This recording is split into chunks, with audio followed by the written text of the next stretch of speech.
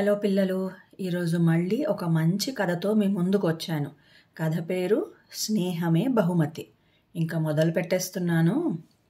సింగమల అనే అడవిని కంఠి అనే సింహం పాలిస్తుండేది. దానికి నక్క, కాకి అనుచరులుగా ఉండేవి. ఓ రోజు కాకి ఎగురుకుంటూ వచ్చి మన అడవికి దూరంగా ఉన్న ఎడారిలో ఒంటెను చూశాను. దాన్ని వేటాడగలిగితే మనకు వారం పాటు ఆహారానికి సమస్యే రాదు అని చెప్పి సింహాన్ని నక్కని బయలుదేరదీసింది. కానీ ఎడారిలోకి అడుగు పెట్టగానే అక్కడి వేడికి సింహం నక్కల కాళ్ళు కాలి నడవలేకపోయాయి.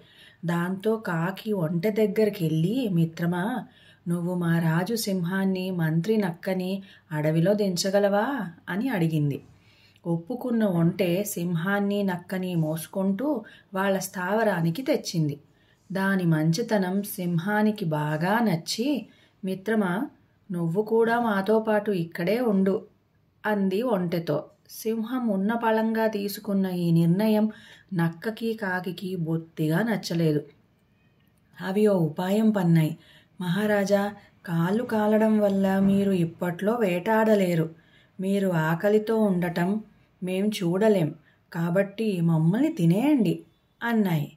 అది విన్న ఒంటె, వాళ్ళని వదిలేయ్ రాజా, నన్ను చంపితే మీ ముగ్గురికి వారం పాటు ఆహారం కాగలను అంటూ ముందుకొచ్చింది.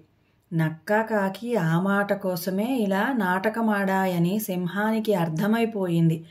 దాంతో, సరే, ఒక్కొక్కరు వరుసగా రండి, ముందు చిన్న జీవితో మొదలు పెడతాను. కాకి, నువ్వురా ముందు అంది.